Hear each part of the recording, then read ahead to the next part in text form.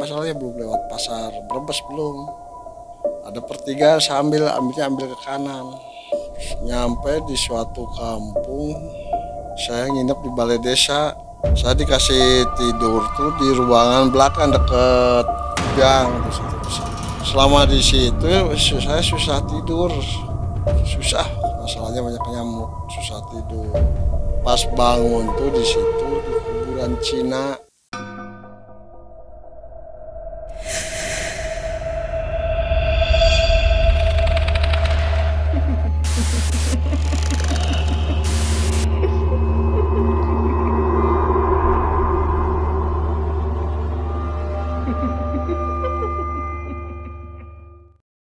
Assalamualaikum warahmatullahi wabarakatuh.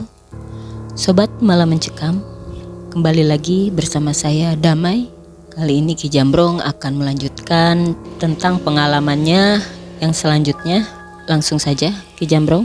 Assalamualaikum Ki Jambrong. Waalaikumsalam warahmatullahi. Gimana nih kabarnya? Alhamdulillah sehat. Kemarin kisah yang telah diceritakan sampai di Cadas Pangeran ya Ki.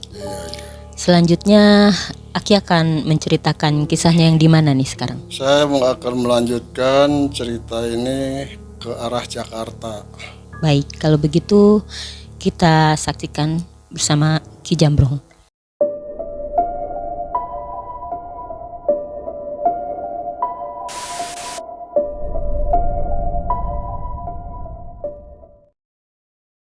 Assalamualaikum warahmatullahi wabarakatuh. Saya akan melanjutkan perjalanan saya dari Cadas Pangeran menuju Jakarta. Waktu itu saya naik ke atas, persis di bawah patung Dendles. Melanjutkan perjalanan arahnya ke sebelah barat. Dari terminal lebih panjang saya masuk ke arah tol. Dari mau masuk jalan tol, saya nggak boleh sama petugas. Saya balik lagi jalan biasa. Saya lanjut terus perjalanan itu sampai Padalarang. Udah Padalarang, di Padalarang malam-malam saya tuh ketemu sama preman. Saya diprank sama preman tuh, saya dipintaan ini, pintaan itu. Ya saya nggak punya apa-apa kok. Malah saya di situ sempat berantem juga, saya dikeroyok sama preman-preman. Ya mungkin saja karena perlindungan Allah saya selamat, orang itu bisa diatasi, anak-anak itu tuh diatasi. Ya dibilang kalah ya nggak kalah, ya masalahnya saya kabur. Saya nggak mau bikin masalah ini itu. Perjalanan malah kebablasan, saya sampai ke daerah Cianjur. Kalau lurus ke sana pasti menyampainya ke daerah Puncak. Tapi saya ambil dari pertigaan Cikalong, saya ambilnya ke sebelah kanan. Sebelah kanan tuh tahu daerah apa saya nggak tahu. Jalan di situ ada ya berupa hutan lah di situ. Saya waktu itu belum tahu namanya daerah apa, emang nggak tahu. Di situ ada bukit, saya manjat ke atas bukit. Di situ ada orang yang lagi duduk di pinggir gawir gitu ya, gawir duduk. Saya tanya, "Bang, kalau ke atas ini arahnya kemana? Emang kemana kamu?" Tujuan saya tuh mau ke Jakarta. Oh, kalau ke sini bukan ke Jakarta, paling nyampe juga ke Bekasi. Tapi saya nggak mau tahu, saya terus jalan. Di situ ada makam keramat. Di situ banyak orang yang lagi nadran. Saya ikut di situ nadran. Biasa begitu sama orang-orang ngerubung doa segala macam. Ya sekitar tengah malam, tahu jam berapa. Di kuping satu ada yang ngembusin angin. Saya nengok ke kanan. Terus ada yang manggil. Saya keluar dari tempat itu. Keluar dari ruangan orang yang tadi berdoa, keluar satu. Udah keluar dia ngajak, saya ikutin aja tuh si orang itu tuh. Di bawah itu tuh ya tebing nggak dalam juga sih, tebing di situ dalam. Saya dikasih tahu tuh kalau kamu pengen kaya di situ tuh ada, bisa duduk aja di bawahnya nanti juga turun. Tapi saya nggak hirau, tapi saya nggak. Jadi saya tuh di situ tuh penasaran gitu ya, penasaran nih orang maksudnya apa, kok saya tahu-tahu dikasih unjuk bahwa satu harus begitu. Ya satu ikutin aja saran orang itu, saya duduk di bawah. Duduk di situ tuh saya ketiduran, tidur. Tidur mimpi saya ketemu sama orang tinggi besar, kepalanya gundul. Terus satu diajak ngobrol sama orang itu, nanyain nama saya nggak kasih tahu nama saya tuh. Cuma saya nanya, kalau bapak ini namanya siapa? Kalau orang-orang tuh manggil saya tuh Eyang Gundul, penguasa daerah sini. Tuh orang-orang tuh yang lagi nadran itu sebenarnya mendoain saya semua, katanya tuh. Jadi yang saya nanya, kalau yang ini sebenarnya apa, pesugihan atau apa? Ya dibilang bisa pesugihan juga bisa, buat keselamatan bisa. Jadi tergantung orang minta. Jadi kamu kesini tuh maunya apa? Ya kalau saya sih pengennya selamat, pengennya. Gimana kalau saya kasih nih, kasih apa? Satu dikasih peti, ya sebesar tepak pensil anak sekolah lah, sebesar gitu. Saya terima tuh barang itu tuh, pas saya buka, di dalamnya tuh ada keris tuh warna putih. Pas saya hunus, cabut begitu warnanya hitam.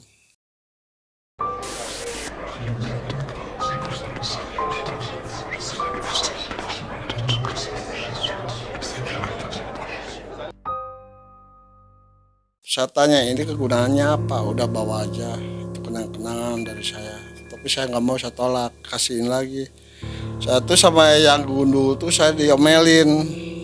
Orang-orang berletapa di sini, ini itu pengennya barang ini tuh barang pesugihan. Saya kasih, kamu nggak sengaja, kenapa kamu nggak mau? Saya jawab, mungkin belum waktunya saya jadi kaya. Masalahnya saya masih seneng main. Malah dia wanti-wanti saya suruh ke sana lagi kapan-kapan, kalau kamu udah bener-bener perlu, bener-bener mau, silahkan, saya tunggu. Saya jawab, ya insya Allah. Begitu saya ngucap insya Allah, itu orang tuh hilang mendadak, kembali ke asal. Terus satu bangun dari tidur tuh, satu di situ merenung, saya kok ngimpi begitu ya, mimpi kayak begini pesugihan lagi saya. Berarti pikiran saya itu waktu itu punya pikiran bahwa saya itu ada bakat, ada bagian harta yang nggak benar, aliran ya seperti muja atau segala macam, mungkin ada bagian, tapi saya nggak mau. Terus saya dipanggil lagi sama orang, katanya itu kuncen itu sama saya tuh ngomelin juga sih, ngomelin, bodoh kamu, orang-orang sih pengen begini, kamu disengaja dikasih kok nggak mau. Saya nggak nyaut, saya diam aja. Yang saya pasti sekarang nih saya nunggu siang aja. Yang namanya siang itu waktu itu lama banget, lama habis malam terus, cuma malamnya dinginnya, waduh ampun. Satu jalan lagi di situ ada daerah pesantren apa ya saya tahu, kurang tahu. Kebetulan di daerah situ tuh saya dibilang punya temen. Malah nginep di rumah itu, di rumah temen tuh, ya dibilang temen iyalah, tapi sebenarnya bukan temen, ya bisa dibilang murid lah, bisa dibilang murid bukan temen. Saya nginep di situ, selama di situ tuh saya sampai keliling juga tuh, sana kesini. Ada kebetulan waktu itu tuh lagi ada ngebangun masjid, areal masjid itu tuh ada batu besarnya, bukan main. Ini kata orang-orang kampung itu, gimana caranya ini batu supaya hilang, digeser gak mungkin. Ada sesepuh yang cerdik juga sih, ada sesepuh di situ. Jadi sih di bawah batu itu digali, biar maksudnya supaya batu itu jatuh. Digali makin dalam terus, udah begitu, udah dalam. Sama masyarakat itu si batu tuh didorong langsung masuk, ketimbun si batu tersebut tuh. Udah batu roboh, udah batu masuk ke lubang.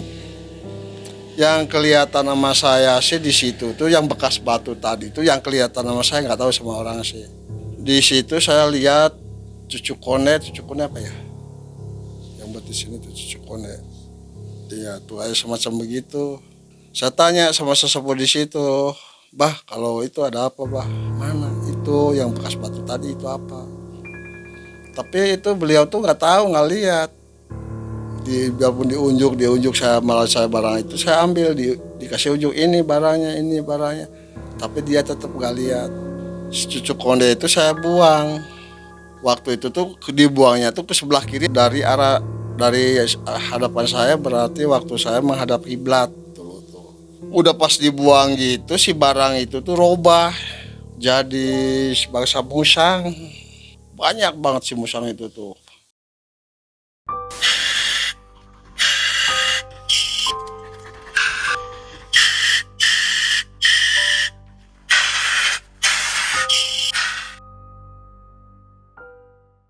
Musang di situ yang namanya malam itu. Ikan sebalong habis dengan sekejap mata. Malah saya diomelin, barang itu kok dibuang ke situ. Malah saya sampai minta ganti sama saya dari mana? Saya nggak punya. Di situ saya diomelin sama seorang warga. Diomelin, satu duduk diam aja, ya emang merasa salah sih ya bilang salah nggak salah sih, masalahnya nggak tahu bahwa barang itu tuh barang begituan. Ya saya terima aja saya salah. Udah orang-orang pada ngomelin saya tuh, saya langsung pergi, nggak hiraukan orang itu. Saya naik lagi ke atas, itu masih daerah pesantren, satu jalan terus makin lama semakin jauh. Saya tuh di daerah situ juga ada lagi orang anak-anak yang lagi ngerubung main gitar segala macam. Saya di situ dikeroyok sama anak-anak. Ada yang minta gembolan saya nggak kasih. Saya pertahankan gembolan itu. Emang nggak ada barang berharga, nggak ada. Cuma saya pikiran satu itu buat salin.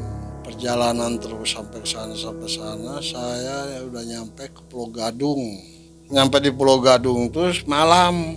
Di Pulau Gadung tuh saya masuk ke area pabrikan, industri. Jalan aja sendiri. Di situ ada bundaran pertengahan jalan tuh. Pas saya ngelihat ke kiri, di situ ada kelompok yang lagihan bela diri, tahu dari perguruan mana saya nggak tahu. Di situ saya deketin, melihat di situ nongkrong, ngeliatin orang latihan. Ada satu yang datang, mungkin pelatih ya, agak dewasa sih, ya sekitar 30-an umurnya. Dia deketin sama saya tuh, ngapain lu sini? Enggak bang, saya lagi duduk, lagi istirahat, saya capek habis jalan. Lu mau motokopi jurus-jurus? Ya enggak sih bang, saya nggak mau, ngapain.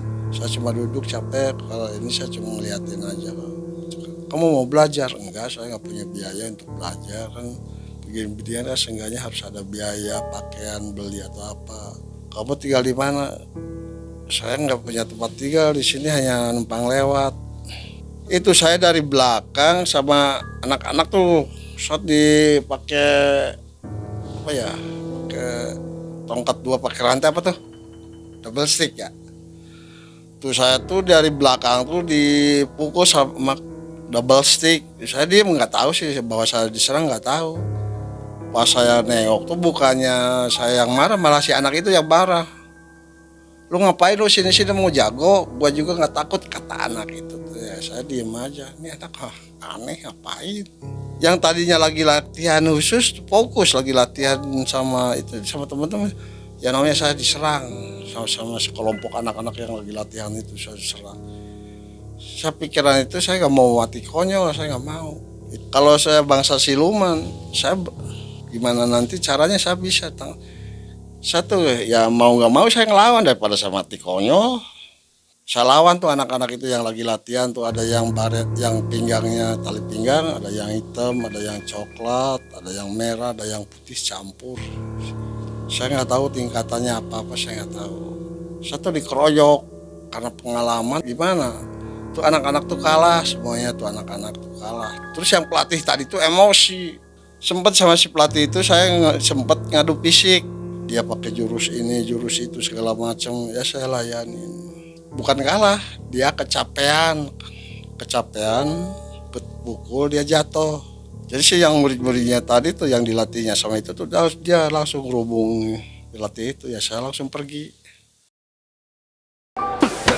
Ya.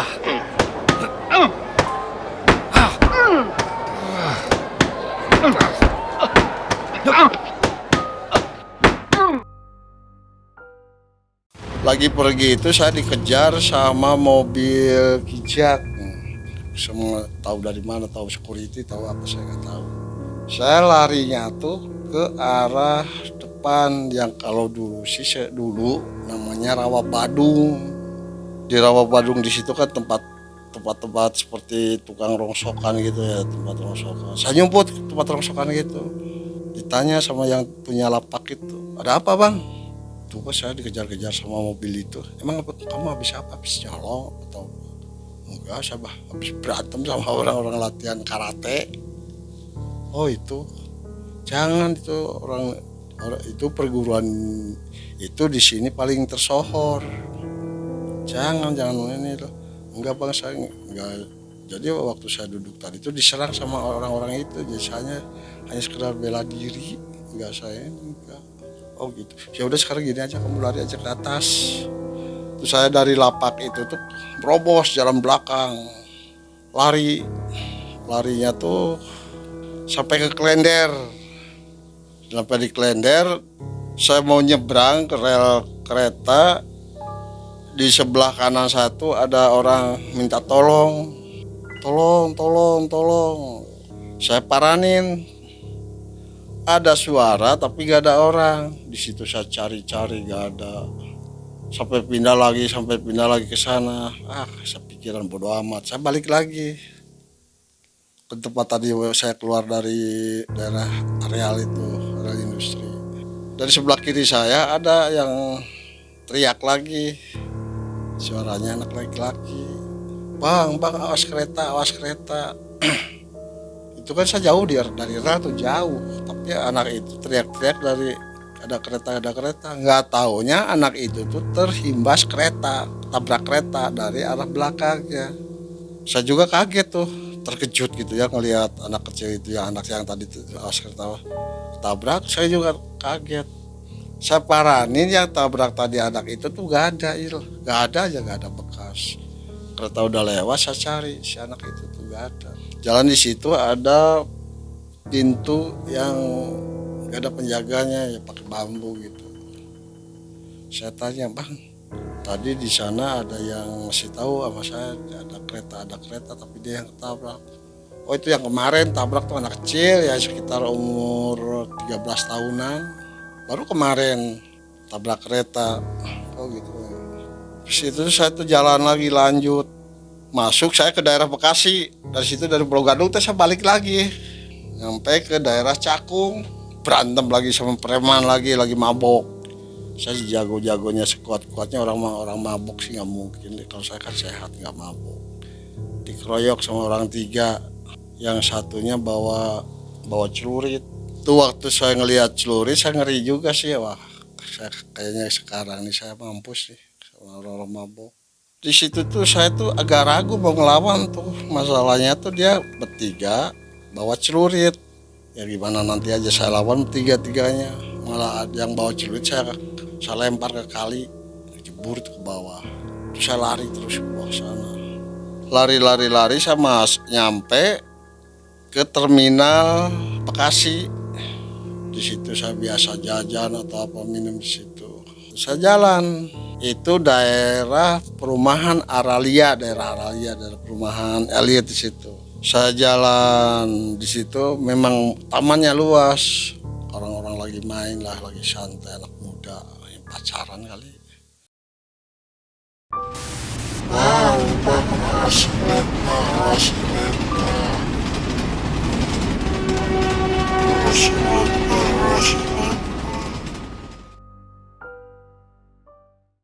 Satu sama anak-anak itu tuh saya diledek, orang gila atau apa atau agak aneh buat saya. Pas di patung kuda di situ saya duduk, pas ngelihat ke sebelah kiri di situ saya lihat ada buaya ya besar badan lah, ada buaya putih di situ tuh dekat patung kuda. Ya kalau orang Bekasi pasti tahu patung kuda yang ada di Aralia, pasti tahu. Tuh di sampingnya di situ tuh dulu. Di situ kan ada danau Remesan di situ. Di situ tuh tempat mancing sama nyari ikan di situ. Satu dilihat ke buaya tuh makin dekat. Percaya gak percaya buaya itu ngomong. Kamu mau kemana? Saya mau jalan-jalan, Po. Jalan-jalan nyari apa? Ya saya cari hiburan aja lah. Ada tempat hiburan, mau ikut gak? Itu yang tadinya buaya putih kelihatan sama satu dia manjat. Di situ berubah jadi perempuan si buaya putih. Saya diajak, Bang, di sana ada yang lagi hajatan. Mau hajatan nikahan. Saya di situ tuh percaya gak percaya. Dan masalahnya tahu orang itu waktu jadi buaya putihnya tahu, waktu berubah jadi manusia saya tahu ngelihat. Tapi saya pengen tahu, ikutin. Yang tadi dari patung kuda banyak itu perjalanan ke kampung tuh perasaan tuh jalan cepat sekitar 5 atau 10 menitan udah nyampe. Emang di situ ada hajatan layar tancap. Pas layar tancap di situ saya melihat filmnya itu film Jaka Sembung. Saya emang sempat nonton juga di situ, malah saya jajan. Itu yang si perempuan itu tuh nggak jauh dari saya, nggak jauh, biasa ngobrol.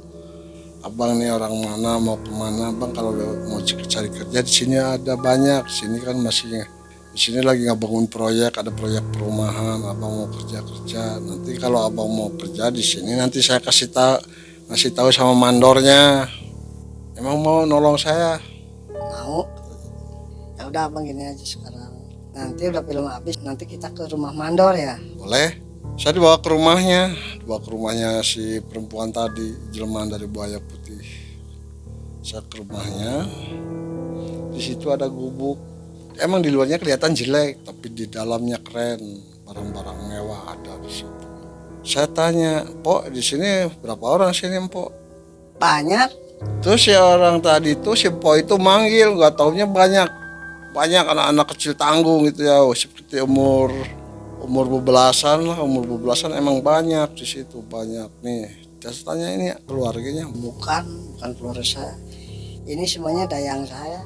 berarti Empo ratu sini ya. Bisa dibilang begitu. Di situ saya tuh percaya nggak percaya, masalahnya pakaiannya bukan pakaian kerajaan biasa gitu, biasa seperti orang sekarang lah begitu pakaiannya. Pendek cerita udah siang, yang si perempuan tadi malam tuh dia bener. Dia ngajak. Abang katanya mau kerja di sini. Iya mau. Satu dibawa ke warung nasi, di situ dibawa ke warung nasi. Dia ngomong, Bang, ini kerjain deh, ini saudara saya pengen kerja. ya si mandornya itu tuh mau. Ya boleh. Kamu kemampuannya apa ya? Saya apa aja lah. Mau jadi tukang, mau jadi laden terserah. Ya udah jadi laden aja. Terus satu kerja bangunan di situ tuh. Terus si perempuan itu kalau habis maghrib itu selalu datang jemput. Kalau malam tuh selalu ngejemput. Jadi saya tuh kayaknya tuh dianggap saudara mungkin. Dan nggak punya nggak macam-macam sih, cuma aja kasih makan, kasih minum, suruh tidur, suruh mandi, cuma gitu aja. Nggak ada istilahnya tuh macam-macam lah gitu, pacaran atau enggak, biasa aja. Dia bener-bener nganggapnya saudara.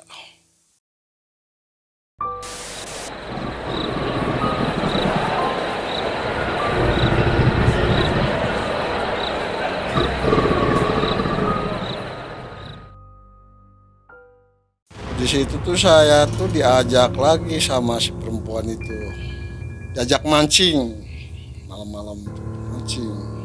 Di situ ada tower, di situ tuh ada rembesan danau buatan, di situ ada 2, yang sebelah sana sebelah sini, diajak mancing ya. Kata orang-orang tuh saya dibilangnya orang gila, suka ngomong sendiri. Padahal saya sama perempuan itu banyak di situ yang mancing, banyak anak-anak muda, orang situ, orang proyek, orang mana pada mancing, orang Jawa, orang mana banyak. Kalau saya ngomong itu disangkanya orang gila, saya tuh ngomong sendiri. Padahal sih sama perempuan tadi itu. Jadi saya tuh selalu diledek, saya udah bayaran tuh langsung saya pergi keluar dari daerah Araliap, jalan terus daerah Brebes. Saya ketemu sama seperti Jawara gitu, pakaiannya keren. Di situ saya tuh seorang tuh tahu ada kesalahan apa, saya tuh nggak tahu. Saya diomelin, sempet juga emosi sih saya di situ, sempet emosi. Saya pikir kalau saya berantem sama orang tua ini ya saya kalah lah. Udah fisiknya gede, kalau saya badannya kurus, wah kalau banting ya mati kali saya. Dia menghina terus si orang itu tuh, si Jawara itu. Manusia tuh sabar ada batasnya. Di situ saya ngelawan, perasaan saya tuh ngeluarin seperti cemeti, tapi saya nggak punya cemeti, nggak punya. panjang tuh keluar cemeti. Tuh orang pas lihat cemeti itu orang kabur langsung, kabur. Disangka kabur tuh nggak datang lagi, nggak taunya bawa teman-temannya ada mungkin 10 orang. Nah, ada yang saya sahabat tuh 1 orang, itu orangnya sampai kebakar satu. Ada yang satunya mati, orang itu yang itu pada bubar. Di situ saya duduk, kecapean habis berantem, duduk. Saya lagi duduk, ada orang naik motor, berhenti, lemparin botol aqua sama bungkusan. Saya habis berantem kan capek, saya minum betul. Pas bungkusan itu saya buka, itu roti 2 biji, saya makan. Udah saya seger lagi, saya lanjut jalan terus. Saya ngeliat di situ tuh ada suatu kampung. Udah nyampe di situ, ada warung kecil. Saya tuh pengen beli kopi. Yang saya dikasih sama perempuan muda itu bukannya dari di gelas, atau itu saya tuh dikasih gelas bambu, bekom dari bambu, bukan dari batok, itu bekom dari bambu. Pikiran saya ini saya nggak mungkin cukup buat yang jajanan lain tuh, nggak mungkin cukup. Udah minum kopi begitu, saya bayar, harganya tuh 150 perak. Saya mau jalan, si perempuan tadi teriak, saya tanya ada apa yuk, kok manggil-manggil, kan udah saya bayar. Enggak, bukannya masalah itu, yuk kesini. Satu dibawa ke belakang warung itu, dibawa ke belakang warung. Tuh kalau kamu pengen kaya ke sana tuh. Emang apaan yuk itu? Udah lihat aja. Di situ saya lihat keraton. Itu daerah Brebes. Di situ ada keraton megahnya ampun-ampunan. Tuh kalau kamu pengen kaya, kamu ke sana kawin sama orang sana, kamu bisa kaya. Saya tuh ditawaran pakaian begitu kayaknya tuh minder. Tapi saya pengen tahu juga sih itu kerajaan apa. Udah dikasih tahu gitu, terus si orang yang tadi pelayan warung itu balik lagi. Saya di situ berdiri, saya jalan aja nyamperin ke sana. Di situ tuh saya juga emang mikir juga, kalau ini keraton apa, keraton siluman, keraton apa. Dan setahu saya di sini gak ada keraton di Indonesia tuh. Keraton juga seperti di Cirebon atau di mana nggak semewah begini, kayak di hayalan, kata saya tuh. Penasaran, dekat.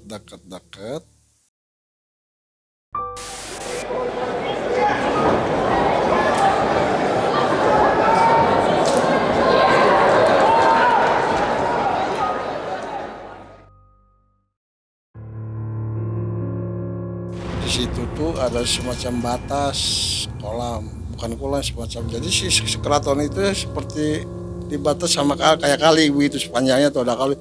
Yang namanya itu di situ banyak buaya. Saya perhatiin tuh buaya tuh ya, perhatiin. Saya balik lagi. Yang warung tadi itu, yang tukang kopi itu tuh nggak ada di situ. Pas sampai ke sana, di situ warung nggak ada, kampung nggak ada, di situ ada kuburan, TPU.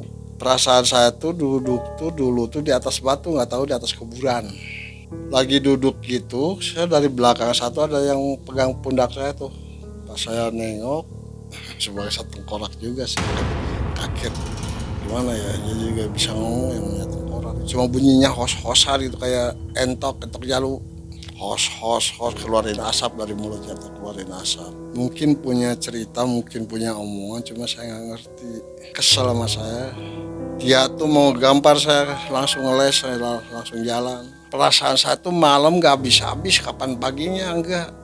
Udah dari situ tuh saya ngambilnya tuh ambil arah kiri.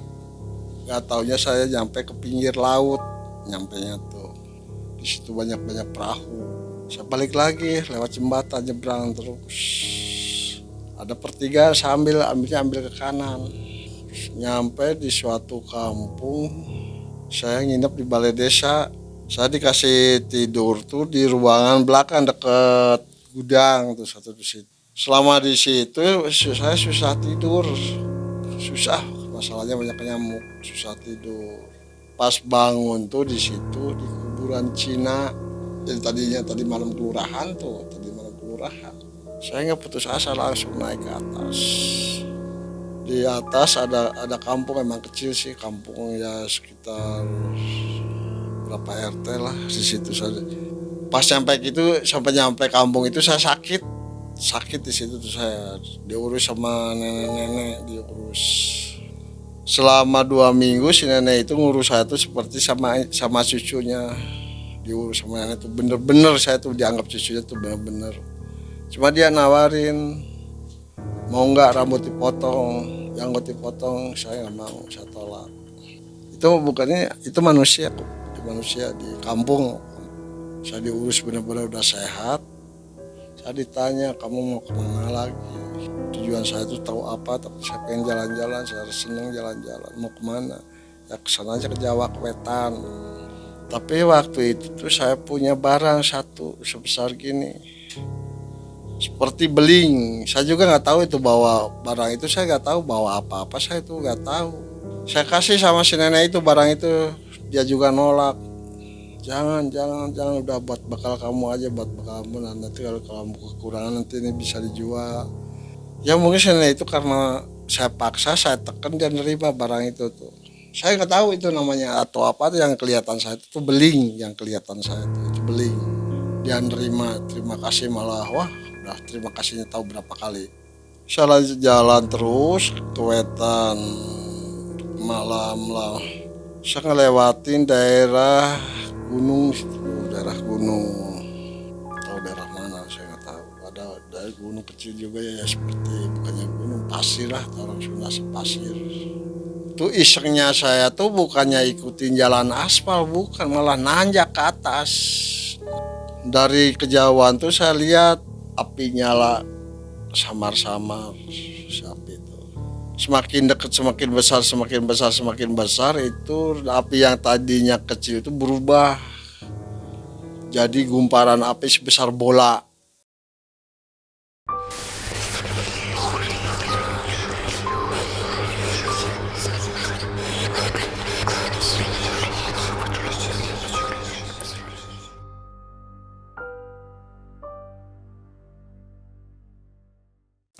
Satu begini mungkin ini yang namanya panas pati, mungkin saya nggak tahu. Si api itu nyamber, saya lari, kesandung, saya jatuh, pingsan di situ saya jatuh sampai ke jurang, ya bukan jurang sih ya, dangkal sih, saya jatuh ke bawah, jatuh. Pas saya sadar tuh saya udah di rumah. Kata orang sih kaki saya tuh dulu tuh berdarah, sama si ustadz itu satu diurut segala macam diobatin. Saya kurang lebih seminggu lah. Udah sehat, saya tuh ditawarin sama si ustadz itu, mau kemana kamu? Saya mau lanjut perjalanan lagi, mau kemana? Ya sana aja, tahu sana, asal sana aja. Terus saya tuh disuruh nikah sama ustadz tuh, udah pilih aja anak saya, mau yang kakaknya, mau yang adanya.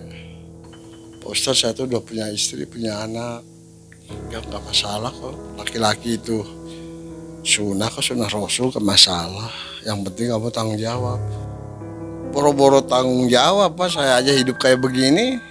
Mana aja kelang kabut, kamu nggak tahu tujuan kemana-kemana. Sekarang saya di sini punya istri lagi. Yang sana aja nggak diurus, apalagi di sini. Jadi satu selalu sama si ustadz itu, satu seolah-olah dipaksa. Itu yang perempuan dua itu, saya tuh ngasih harapan. Itu si anak perempuan yang muda itu ngasih harapan. Si ustadz tuh marah, masa tua habis-habisan, malah sampai berantem juga sih sama si ustadz, berantem. Saya maaf ya Tad. Udah gini aja kamu, kalau kamu kalah, kamu harus kawin anak saya, harus nikah anak saya. Mau gak mau kamu harus kawin anak saya. Satu diantaranya, dua-dua juga nggak masalah. Di situ saya berpikir, badan saya tuh habis kurang sehat. Wah yang namanya satu ditarik ke depan rumah. Berantem jurus demi jurus, sudah berapa tahun, udah berapa jurus, sudah berapa puluh jurus saya nggak tahu. Satu ingat, kalau saya kalah, saya harus ngawin anaknya. Saya berusaha sekuat mungkin, yang pengalaman yang dulu tuh, yang dari sana, dari sini, semua saya keluarin, saya kerain yang namanya pengalaman tuh ya. Yang mungkin ada ridha Allah, izin Allah juga, saya tuh yang namanya ustadz itu kalah. Udah ustadz itu kalah, kampung itu tuh berubah jadi hutan belantara. Cuman saya di situ tuh ada ngelihat segerombolan monyet. Pas lihat ke sebelah sana, di sana tuh ada batu. Dari waktu saya berdiri itu ke sebelah sana tuh ada orang di situ lagi duduk, nggak taunya kuncen.